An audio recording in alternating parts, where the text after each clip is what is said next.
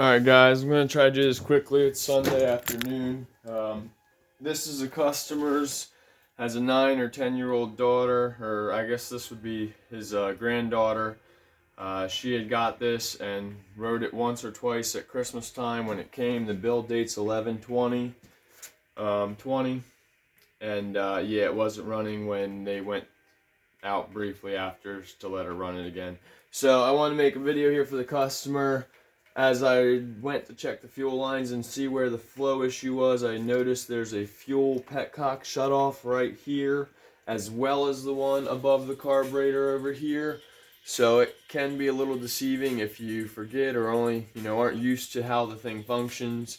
You might take note of this fuel shutoff, turn that on, and then forget to ever take note that there's one hidden inside this inner right-hand side fairing. So that's the root cause of why it's here. The reason I noticed it was I was going to replace the fuel lines in this fuel filter. And in doing so, I realized it needed replaced because it was very hard and stiff and it just snapped right off.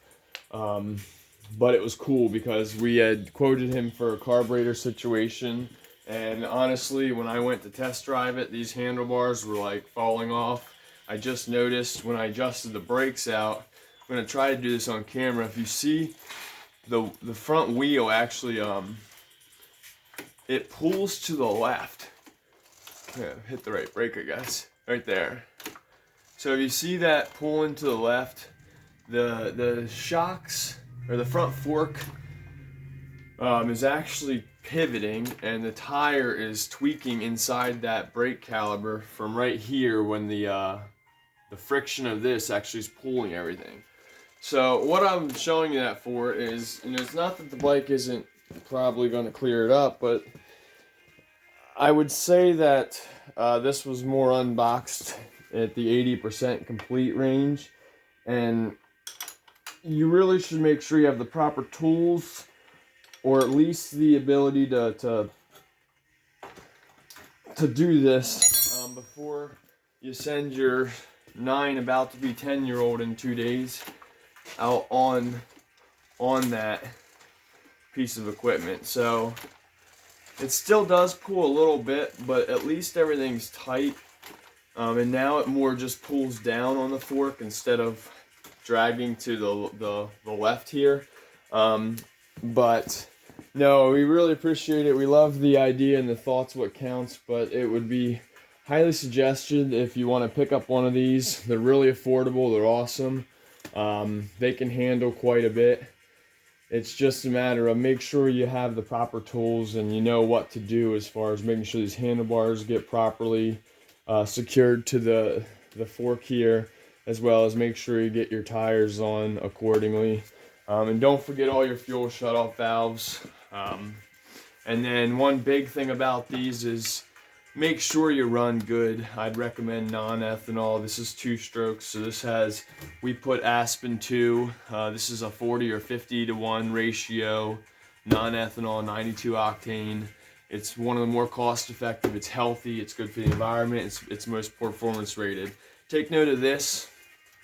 Hopefully we can see this in the video, but take note of this tube I had added here. When these come new in the box, standardly you have to prime it. The design of this tube and this hole in the gas cap that most people aren't aware of is you actually blow into that, which forces the fuel down in through the carburetor system for the first time. That's how Yamaha, Honda, Suzuki, all them guys, they have these tubes, and that's what this particular nipple is on the gas cap. This tube usually you find on your four-wheeler. Well, that's not just a vent. That's actually a manual air primer. You can prime that, and it's actually standard to prime it. When the pieces of equipment come over from Japan to Honda, they actually have to prime that. That's standard procedure. So if it's never not getting fuel, one of the main ways to try is to pressurize it. So, alrighty guys, I gotta get back to work, but there's a couple other things that I'm gonna do here because we have built these clones and sold them over the years. They're a lot of fun, they're cost effective, they're affordable. Put a link in the description below for this X Pro Bolt 50. I'm about 150 pounds, and it just took me right out of the garage like there's no tomorrow. So it was a lot of fun. Might be able to get a video of that, but unfortunately I don't, it's not for me. This is for my customer and his granddaughter's birthday in 2 days, and that kind of hits home because my son's birthday's in about 2 weeks from now, and I have to start preparing for that. But we're gonna get this little girl squared away first. Alrighty, guys, like, share, subscribe, be blessed, peace.